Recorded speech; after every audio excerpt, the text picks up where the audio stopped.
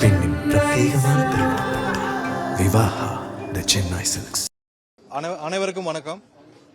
கடந்த 2 நாட்களாக மாற்றுத்திறனாளிகளை அவங்க கடந்த 5 ஆண்டுகளாக ஒரு நியாயமான கோரிக்கை எடுத்து 5 வருஷமா போராடிட்டு வராங்க.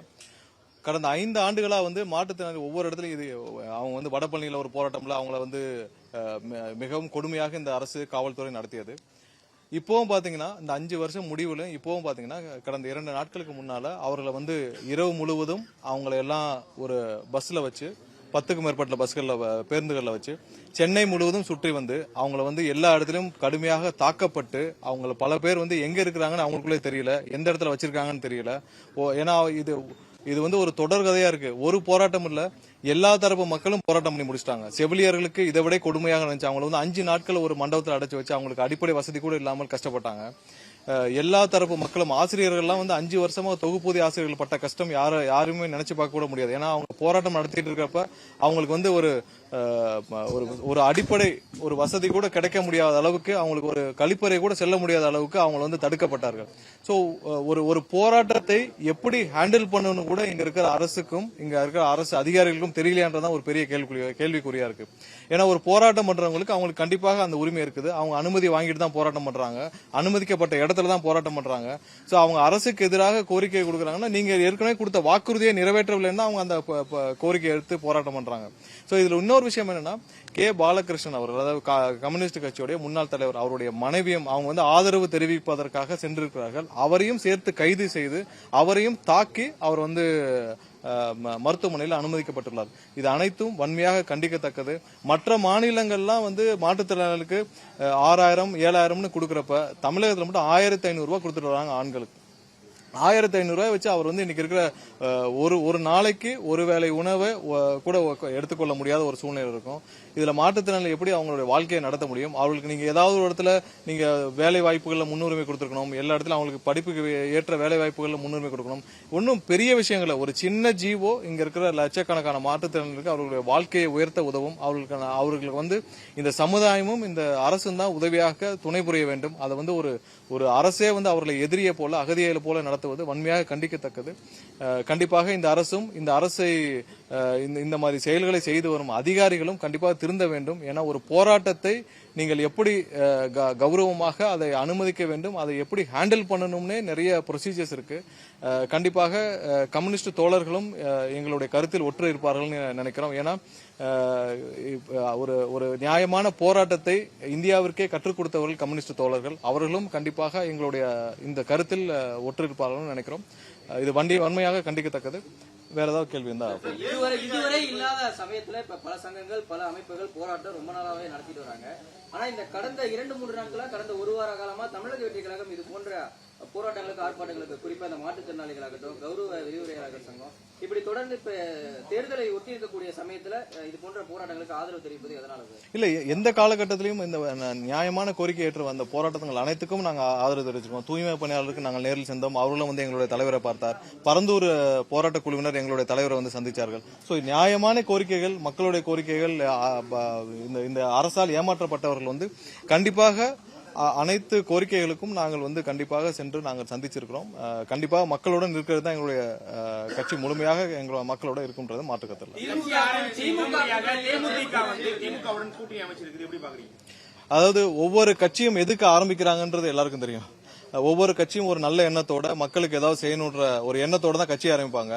ஆனா இன்னைக்கு திரு கேப்டன் அவர்கள் ஆரம்பிச்ச ஒரு இயக்கம், அவர் இந்த கட்சியை ஆரம்பிச்சதே எப்படின்னா, திமுக போன்ற ஒரு சமூக விரோத ஒரு அரசை அகற்ற வேண்டும், ஒரு ஊழல்வாத அரசை அகற்ற வேண்டும், இந்த மாதிரியான ஒரு குடும்ப அரசை அகற்ற வேண்டும் தான் கேப்டன் விஜயகாந்த் அவர்கள் அவருடைய வாழ்நாள் முழுவதும் போராடிட்டு வந்தாரு.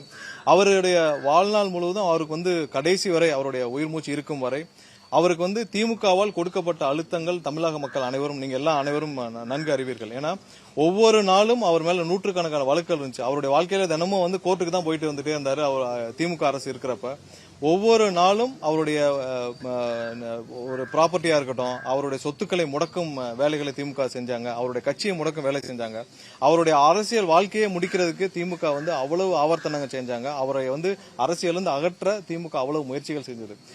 ஒரு ஒரு உச்சக்கட்ட அழுத்தத்திற்கு கேப்டன் அவர்களை வந்து திமுக வச்சிருந்தது. அவருடைய வாழ்க்கை முழுவதும் அவர் போராடி எதற்காக யாரை அகற்ற வேண்டும் என்று போராட்டினார்களோ அவருடைய கூட்டணி வச்சது வந்து அவருடைய தொண்டர்களும் அவரை நேசித்த மக்கள் யாரும் அதை ஒரு பொருட்டு கூட ஒரு நாள் கூட ஏற்றுக்கொள்ள மாட்டார்கள். ஒரு விஷயம் என்ன பார்க்கணும்னா, இவங்க எல்லாம் வந்து இன்னைக்கு கட்சி ஆரம்பிச்சிருக்காங்க, இந்த கூட்டணி வச்சிருக்காங்க.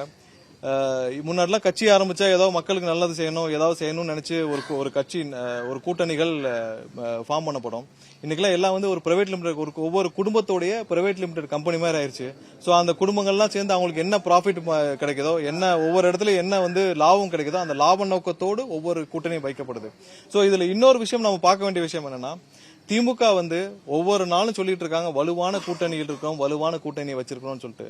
இவ்வளவும் இருந்தும் இன்னமும் அவர்கள் வந்து கீழே இறங்கி சென்று, அதாவது யாரை கேப்டன் அவர்களை பார்த்து பயந்து கேப்டன் அவர்களை அரசியலிருந்து அகற்ற ஒவ்வொரு நாளும் போராடிய திமுக வந்து இன்னைக்கு கீழே இறங்கி போய் அதே தேமுதிகவுடன் கூட்டணி வைத்திருப்பது திமுகவிற்கு தோல்வி பயத்தை காட்டுறது. அவர்களுக்கு போன வாரம் 5,000 ரூபாய் அறிவிச்ச பிறகும் அவர்களுக்கு நம்பிக்கை வரவில்லை, இன்றும் நம்பிக்கை வரவில்லை. இப்பவும் சொல்றோம், இன்னமும் திமுகவிற்கு தெரியும் அவர்கள் எந்த 34 தொகுதிக்கு மேல இந்த கூட்டணி தாண்டாது என்பது திமுகவிற்கு நல்லாவே தெரியும். அதனால்தான் ஒவ்வொரு நாளும் பயத்தில் இருக்கும் திமுக கிடைக்கிறவர்களெல்லாம் ஏதாவது ஒரு ஆதாயத்தை, ஏதாவது ஒரு நம்பிக்கையை கொடுத்து அவருடன் கூட்டணி வைத்துக் கொண்டிருக்கிறார்கள். இது மக்கள் எல்லாருக்கும் தெரியும். கேப்டனை நேசிக்கிறவர்கள் அனைவருக்கும் தெரியும். இந்த கூட்டணியை அவருடைய தொண்டர்களோ அவரை நேசித்த ஒரு நபர் கூட ஏற்றுக்கொள்ள மாட்டார்கள். முன் வச்சீங்க, தேமுதிக வந்து திமுக அழிக்க நினைச்சது அப்படின்னீங்க, வழக்குகள் தொடரப்பட்டுச்சுன்னு சொன்னீங்க. ஆனாலும் இது எந்த குற்றச்சாட்டுமே பிரேமலதா அவர்கள் சொல்லல. அவங்க நீ செய்தியாளர் சந்திப்புல சொல்லும் போது கூட நாங்க வந்து அரசியல்ல வந்து எதிர்காலத்துல இருந்தாலும் நாங்க ஒரு குடும்பமா தான் இருந்தோம், அதாவது செஞ்சு வச்சது கலைஞர் தான் சொல்றாங்க. அம்மையார் பிரேமலதா அவர்கள் வந்து இதுக்கு முன்னாடி நிறைய பேசியிருக்காங்க, நிறைய கூட்டங்கள்ல பேசியிருக்காங்க, நிறைய பிரச்சாரங்கள்ல பேசியிருக்காங்க. கேப்டன் அவர்கள் எவ்வளவு கஷ்டப்பட்டாருன்னு அவங்க பல பிரச்சாரங்கள்ல பேசியிருக்காங்க. அவர்கள் பேசினதே தான் சாட்சியா இருக்கு. நம்ம ஒன்னும் புதுசாலாம் சொல்லல. ஒவ்வொரு நாளும் அவர் கேப்டன் விஜயகாந்த் அவர்கள் எவ்வளவு தூரம் கஷ்டப்பட்டார், அவருடைய கட்சி எவ்வளவு கஷ்டப்பட்டுச்சு, அவருடைய அரசியல் வாழ்க்கையை அவர் வந்து பொது வெளியில அவர் எவ்வளவு தூரம் வந்து அவர் அவமதிக்கப்பட்டாரு, அவர் இவன் தாக்கப்பட்டார், பல இடத்துல தாக்குதல் முயற்சி அவர் மீது நடந்தது. ஒவ்வொரு நாளும் கோர்ட்ல தான் அவருடைய வாழ்க்கையை கழிச்சார். அவர் எவ்வளவு கஷ்டப்பட்டார்ன்றது எல்லாருக்குமே தெரியும். அது அவங்களே வந்து பல மேடைகள்ல சொல்லியிருக்காங்க. இந்த கூட்டணி, அதாவது இவர்கள்லாம் சேர்ந்து ஒரு கூட்டணி மேடையில உட்கார்றப்ப மக்களுக்கு எப்படி தெரியும்ன்றதான் அவங்களுக்கு இன்னும் புரிஞ்சு கொள்ளல. இன்னும் மக்கள் வந்து இவங்க மாதிரி ஒன்னு 25 கட்சியை சேர்த்து நீங்க ஒரு கூட்டணி ஃபார்ம் பண்றது ஒரு பெரிய விஷயம் இல்ல. 25 பேர் இருந்தாலும் மக்கள் உங்களை ஒரு பொருட்டாவது நம்பணும்ன்றதான். உங்க இந்த மாதிரியான ஒரு தலைவர்கள் எல்லாம் சேர்ந்து ஒரு மேடையில் இருந்தாலும் கண்டிப்பாக 1% கூட உங்களை மக்கள் நம்ப மாட்டார்கள் என்பதுதான் இந்த இப்ப இருக்கிற சூழ்நிலை காட்டுது. இதுவரை தமிழக வெற்றி கழகம் என்ற கட்சி இல்லை இது கடந்த தேர்தலாம். ஆனால் இப்ப இருக்கும் காரணத்தினால் மக்கள் அனைவருக்கும் மாற்றம் கிடைக்கும் என்ற நம்பிக்கை இருக்கிற காரணத்தினால்தான் இவர்கள் என்ன பண்ணாலும் முன்னாடி எல்லாம் ஏற்றுக்கொள்வார்னு நினைச்சாங்க. ஆனா இப்ப அந்த சினாரியோல கண்டிப்பாக இவர்கள் மக்கள் வந்து ஒரு நாளும் ஏற்றுக்கொள்ள மாட்டாங்க. டிஸ்கஸ் பண்ணிட்டு தான் நாங்க பண்றோம், கடைக்கோடியில் இருக்க தொண்டர்களா இருக்கட்டும், நிர்வாகிகளா இருக்கட்டும், ஆலோசிச்சுட்டு தான் நாங்க இந்த முடிவுக்கு வந்திருக்குன்னு சொல்றாங்க. அப்ப அவங்க கட்சி, அதாவது குடும்பமால் நடத்தப்படும் கட்சிகள் கண்டிப்பாக எந்த தொண்டரிடம் கன்சல்ட் பண்றது கிடையாது. திமுக எந்த தொண்டர்கிட்ட கன்சல்ட் பண்றாங்க, அவங்களுடைய குடும்பத்தில் இருக்கும் அவருடைய மாப்பிள்ளையிடமோ மகனிடமோ கன்சல்ட் பண்ணுவார்கள். அதே மாதிரிதான் வந்து இன்னைக்கு இருக்கிற தேமுதிகவும் அவங்களுக்கு இருந்த சதவீதம், அதாவது கேப்டன் அவர்கள் இருக்கும் வரை 8% இருந்த ஒரு கட்சி வந்து இன்னைக்கு கொஞ்சம் கொஞ்சமா கரைஞ்சு 1% கீழே 0.5% கீழே போயிருச்சு. கண்டிப்பா சொல்றோம், இது எந்த விதத்திலும் அவருடைய தொண்டர்கள் யாரும் ஏற்றுக்கொள்ள மாட்டார்கள். இந்த கூட்டணி முழுவதும் நீங்க களத்துல போன பிறகு தெரியும், இவர்கள் யாரும் மக்கள் முன்னாடி செல்லுபடியே ஆக மாட்டாங்க.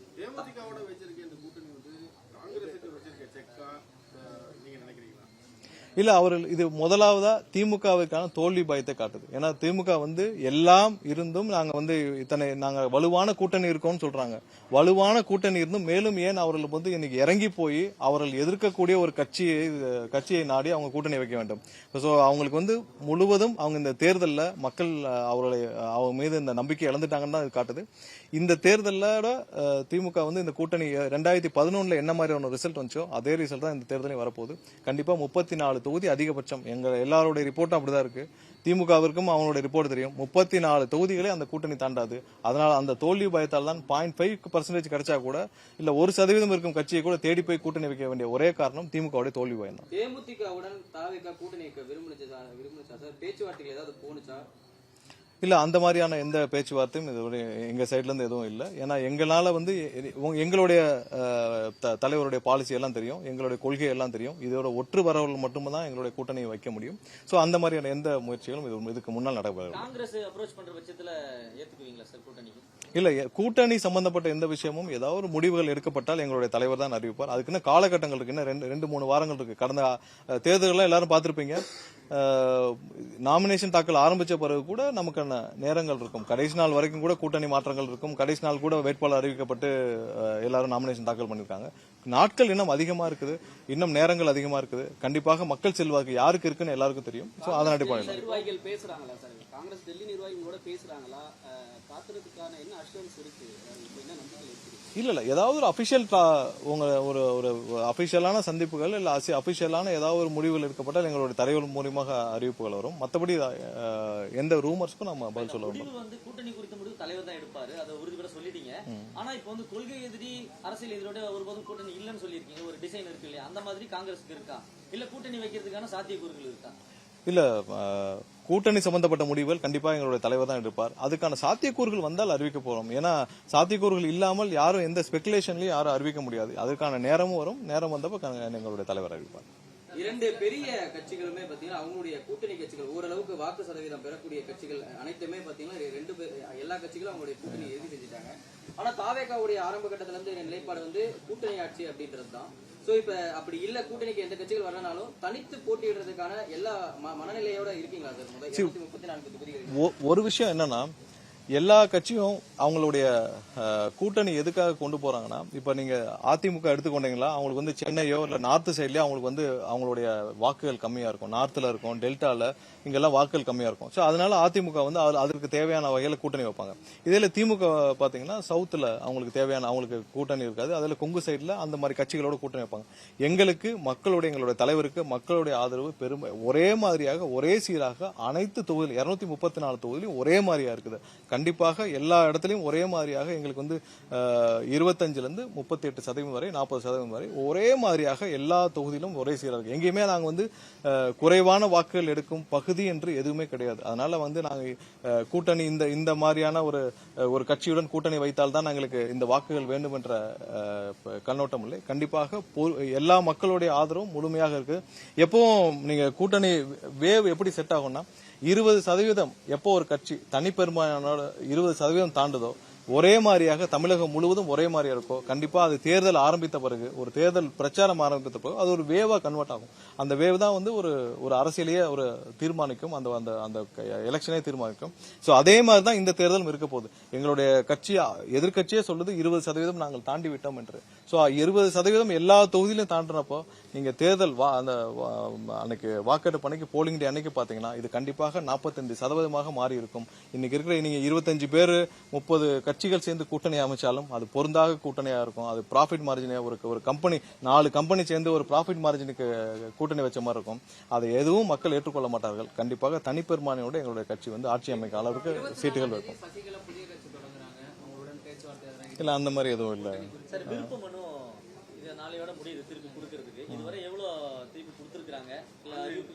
இல்ல இன்னும் இப்பதான் வந்து கணக்கெடுக்கும் பணிகள் நடந்துட்டு இருக்கு. எங்களுடைய அலுவலகத்தில் எங்களுடைய பொதுச்செயலாளர் தலைமையில கணக்கெடுப்பு பணிகள் நடந்துட்டு இருக்கு. இன்னும் ஒரு சில நாட்கள் இருக்கு. விருப்ப மனுக்கள் முடிஞ்ச பிறகு மொத்தமாக நாங்கள் வந்து அறிவிப்போம். இல்ல நீங்க அவங்களுடைய பயத்தை பார்த்தால் அவங்க 200 இடங்கள் ஜெயிக்கிற மாதிரியான இருக்கு. என்னைக்காவது சிஎம் வந்து கடந்த ஒரு வருஷத்துல 200 இடம் ஜெயிக்கிறேன்னு சொல்லியிருக்காரா? அவருக்கு தெரியும் உள்ள நிலைமை. இன்னைக்கு வந்து முதலமைச்சர் தெரியும் அவர் எத்தனை இடத்துல ஜெயிக்க முடியும், அவர்கள் எத்தனை இடத்துல ஜெயிக்க முடியாது என்று. அதனாலதான் ஒவ்வொரு நாளும் நீங்க பாத்தீங்கன்னா அறிவிப்புகள் புதிய அறிவிப்புகள் வருது. ஒவ்வொரு நாளும் டெண்டர்கள் வந்து 4000 டெண்டருக்கு மேல ஒரே மாசத்துல கொடுத்து முடிக்கிறாங்க. சோ இவ்வளவு அவசரமாக அவர்கள் செயல்படுவதற்கு காரணமே அவங்க ஆட்சிக்கு வரமாட்டோம் என்று முதல்வருக்கு தெரியும், திமுகவுடைய முக்கிய தலைவர்களுக்கு தெரியும், எல்லாருக்கும் தெரியும், இங்க இருக்கிற அதிகாரிகளுக்கும் தெரியும். சோ அந்த பயத்தில் தான் வந்து இருக்கிற வரை ஏதாவது ஒரு சின்ன சின்ன கட்சிகள் 0.5 கிடைச்சா கூட கூட்டணியில் சேர்க்கிறதுக்கு முக்கிய காரணம் அவர்கள் ஆட்சிக்கு வரமாட்டார்கள் என்பதில் அவர்களுக்கு நன்றாகவே தெரியும். விருப்ப மனு ஃபர்ஸ்ட் நாள் கொடுக்கும்போது 3 மணி நேரத்துல 10,000 விருப்ப மனு விநியோகம் பண்ணிட்டோம் அப்படின்னு சொல்லிட்டு சொன்னீங்க. ஆனா இப்போ வந்து அதை ஃபில் பண்ணி கொடுக்கறது ஒரு பெரிய லேக் இருக்கு அப்படின்றாங்க. ஏன் அதுல வந்து இல்ல 10 நாட்களுக்கு மேல வந்து நாங்க விருப்ப மனுக்கள் பெறப்பட்டு வருது. இன்னைக்குதான் வந்து அலுவலகத்துல மிகப்பெரிய அளவுல விருப்ப மனுக்கள் பெறப்பட்டு நிறைய வந்து முடிஞ்சிருக்கு. நேற்றே வந்து கிட்டத்தட்ட 1000கணக்கான விருப்ப மனுக்கள் திரும்ப பெற்றிருக்கோம். சரி, எல்லாம் கன்சல்டேஷன் பண்ணிட்டு இன்னைக்குதான் கவுண்டிங் நடந்துட்டு இருக்கு. கண்டிப்பாக பெரிய அளவில் நாங்க எதுக்குமே நீங்க பாத்தீங்கன்னா நாங்கள் தொண்டர்களை எந்த ஒரு அனௌன்ஸ்மெண்ட்டும் இவ்வளவு நீங்க டிடி எடுத்து கொடுக்கணும், இல்ல இந்த மாதிரியான விருப்ப மனுக்கு என்னைக்கு எப்படி கொடுக்கணும், அதனால எந்த அறிவிப்புகளும் கொடுக்கல. ஏன்னா தொண்டர்களுக்கு அவங்களாக ஆர்வமாக வரவர்கள் மட்டும்தான் நாங்க வந்து வாங்கிக்கிறோம். சோ அந்த மாதிரி பொதுமக்களும் நிறைய பேர் வந்து ஆர்வமா எடுத்துட்டு வந்து வாங்கியிருக்காங்க. சோ 10,000 ரூபாய் கட்டி டிடி எடுத்து கட்டி வாங்கிட்டு வராங்க. சோ அது சம்பந்தமா நாங்கள் எந்த அபிஷியல் அறிவிப்பும் கொடுக்கல. அங்கங்க வந்து வர்றவங்களுக்கு நாங்கள் தகவலாக தான் சொல்லி அமைச்சிருவோம். ஏன்னா பெரிய அளவிலான மக்கள் முதல் நாளே 10,000 பேர் வந்து விருப்ப மனுக்கள் பெற்றிருந்தாங்க. சோ அந்த மாதிரி நிறைய பேர் வந்து ஆர்வமா வந்து வாங்குறாங்க. சோ அவர்களுக்கு நாங்கள் அறிவிப்புகள் கொடுக்காமல் நிதானமாகத்தான் இந்த விஷயத்தை நாங்கள் கையாளுறோம். கண்டிப்பாக நாளைக்கு முடிஞ்ச பிறகு ஒரு சில தினங்களில் முடிஞ்ச பிறகு நாங்கள் மொத்தமா கவுண்டிங் எடுத்தாங்க. பொதுமக்களுக்கு விநியோகம் பண்ண முடியாது. ஏன்னா நம்ம ஐடி வச்சிருக்கோம். எல்லாரும் மெம்பரா இருக்கவங்க தான் பொதுமக்கள். அதாவது பார்ட்டியில நிர்வாகிகள் இல்லாதவர்கள் மெம்பரா இருக்காங்க, லட்சக்கணக்கானோர் மெம்பரா இருக்காங்க. அந்த மெம்பர்கள் ஒருத்தர் வந்து கண்டிப்பா அவங்க வந்து டவுன்லோட் பண்ணி சப்மிட் பண்ணலாம். இறுதியா ஒரு கேள்வி, சட்டமன்ற தேர்தலில் நீங்க போட்டியிடுறீங்களா? எந்த தொகுதியில? இல்ல, அது எங்களுடைய தலைவர் தான் முடிவு செய்யணும். யார் இல்ல எல்லாருக்கும் கண்டிப்பாக என்ன செய்யணும்னு எங்க கட்சியில எல்லாரும் என்ன செய்யணும்னு எங்க தலைவர் முடிவு செய்வார். எங்க தலைவர் என்ன முடிவு செய்யறோ அதை நாங்கள் அனைவரும் ஏற்றுக்கொள்வோம்.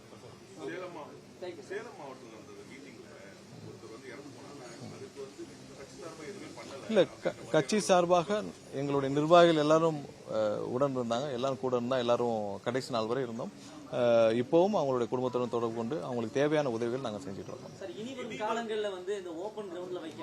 இல்ல அடுத்த மாநாடுகளுக்கு ஒவ்வொரு மாநாடுகளுக்கும் நாங்கள் எவ்வளவு உச்சகட்டமாக எவ்வளவு வந்து பொதுமக்களுக்கு பாதுகாப்போடு இருக்க முடியுமோ அதெல்லாம் கருத்தில் கொண்டுதான் நாங்கள் எங்களுடைய மாநாடுகள் வச்சுட்டு இருக்கோம். சோ அடுத்த இதுலயும் வந்து நடக்க போற மாநாடுகளையும் இதெல்லாம் கருத்தில் கொண்டு தான் பண்ணிட்டு இருக்கோம். நாங்க வந்து 5000க்கு கீழே தான் எங்களுடைய கூட்டங்களுக்கு ஏற்பாடு செய்யறதுக்காக திட்டமிட்டு இருக்கோம். எவ்வளவுக்கு எவ்வளவு பொதுமக்களுக்கு பாதுகாப்பாக அவர்களுக்கு பாதுகாப்பான சூழலோட செய்யணும்ன்றதான் எங்களோட ஒரே விருப்பம். கண்டிப்பா அதெல்லாம் கருத்தில் கொண்டு தான் பாண்டிச்சேரியா இருக்கட்டும், இதுக்கு முன்னாடி எங்க ஈரோட்ல பண்ண இது எல்லாம் நம்ம வந்து அனுமதி கேட்டோமா? அனுமதி இல்ல எல்லா இடத்துலயும் நாங்க உங்களுக்கு தெரியும் எங்களுக்கு அனுமதிக்கு என்ன பிரச்சனை இருக்குன்னு. இடம் கிடைக்கிறதே எங்களுக்கு பெரிய பிரச்சனை. எந்த இடத்துலயும் நாங்க போய் கேட்டோம்னா அடுத்த நாளே திமுக அரசுடைய பிரஷர் காரணமாக அடுத்த நாளே கொடுக்க பண்ணுவாங்க. எங்கெங்கெல்லாம் எங்களுக்கு இடம் கிடைக்குதோ அது பெரிய பிரச்சனை. அதுக்கப்புறம் அனுமதி அடுத்த பிரச்சனை. சோ இதெல்லாம் கருத்தில் கொண்டு தான் வரும். அனுமதி கிடைக்கிற பிரச்சனை சொல்லுங்க.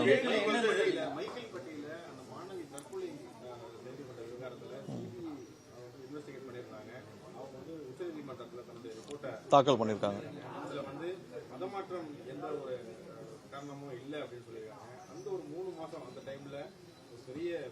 இல்ல கண்டிப்பாக அந்த மைக்கேல்பட்டி பிரச்சனையில கண்டிப்பாக ஒரு தவறான பிரச்சாரத்தை செய்த திரு அண்ணாமலை அவர்கள் கண்டிப்பாக பொதுமக்கள் தமிழக மக்களிடம் மன்னிப்பு கேட்க வேண்டும், சிறுபான்மையினர் மக்களிடம் மன்னிப்பு கேட்க வேண்டும். அது இல்லாமல் அங்கே வந்து ஒரு சிஸ்டர் வந்து கைது செய்யப்பட்டார்கள். இது சம்பந்தமாக அவர் வந்து தேவையில்லாமல் 30 நாட்களுக்கு மேல ஒரு அப்பாவி ஒருத்தர் சிறையில் இருந்திருக்கிறார். அவரிடமும் அவர் மன்னிப்பு கேட்க வேண்டும். ஏன்னா இந்த மாதிரியான ஒரு அவதூறை அவர் செய்திருக்கிறார். கண்டிப்பாக அவர் தமிழக மக்களிடமும் சிறுபான்மை மக்களிடமும் அந்த ஒரு கைது செய்யப்பட்ட ஒரு சகோதரிடமும் கண்டிப்பாக திரு அண்ணாமலை அவர்கள் மன்னிப்பு கேட்க வேண்டும் என்று கேட்டுக்கொள்கிறேன். சார், இப்ப இந்த சேலம் கடைசியா முடிஞ்சது, அந்த கூட்டத்துல என்ன சொன்னாங்கன்னா 12 மணி அதாவது உச்சி வெயில் கண்டிப்பா கேட்டாங்க, அதனால கேட்டதும் போலீஸ் கொடுத்தன்னு ஒரு விளக்கம் கொடுத்தாங்க. இல்ல 12 மணிலிருந்து 3 மணிக்குள்ள நாங்கள் அனுமதி கேட்டோம். 1 மணி நேரத்தில் நாங்கள் எங்களுடைய கூட்டத்தை முடிச்சுக்கிட்டோம். அடுத்தடுத்த கூட்டங்கள்ல எவ்வளவு சீக்கிரம் முடிக்க முடியுமோ முடிச்சிடறோம். வித் எல்லா பாதுகாப்போட கண்டிப்பா அடுத்த வர கூட்டங்களையும் நாங்க எவ்வளவு பாதுகாப்போட பொதுமக்களுக்கு பாதுகாப்போட பண்ண முடியுமோ அதை பண்ணுவோம்.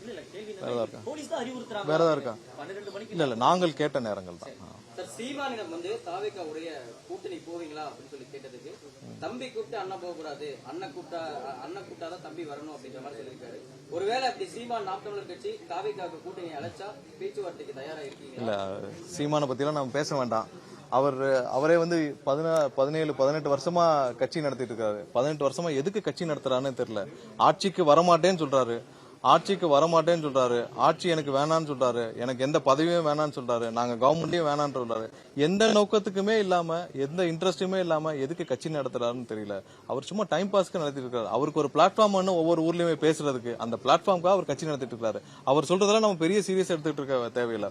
அவருடைய பிரசன்ஸ், அவருக்கு ஒரு பிளாட்ஃபார்ம், ஒவ்வொரு நாளையும் கட்சியில போய் மேடையில போய் ஏதாவது பேசணும்ன்றக்காக அவருக்கு ஒரு பிளாட்ஃபார்ம் தேவைப்படுது. அதுக்கு ஒரு கட்சி தேவைப்படுது.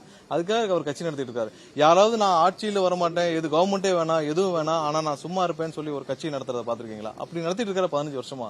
அவர் போய் நீங்க டெய்லி நம்ம போய் நீங்க சீரியஸா எடுக்க தான் அவர் இந்த மாதிரி தேவையில்லாமல் பேசிட்டு இருப்பாரு. அது நீங்க எடுத்துக்கவே வேண்டாம். நம்ம திமுக, பாஜக இந்த ரெண்டு கட்சிகளோடய கூட்டணி போக மாட்டோம் அப்படின்ற மாதிரி நாத்தாக்காவே சேர்த்திக்கலாமா சார் மூணாவது கட்சியா?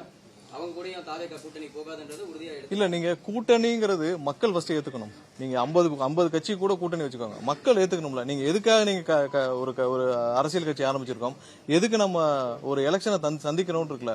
இதுக்கு முன்னாடி 2 ஆப்ஷன் தான் இருந்துச்சு. ஒன்னு இந்த கூட்டணி, அந்த கூட்டணி. மக்கள் வேற வழி இல்லாம அவங்களுடைய எண்ணத்திற்கு போட்டுட்டு இருந்தாங்க, மாத்தி போட்டுட்டு இருந்தாங்க. ஆனால் இன்னைக்கு எல்லாருக்கும் ஒரு தெளிவு இருக்குது.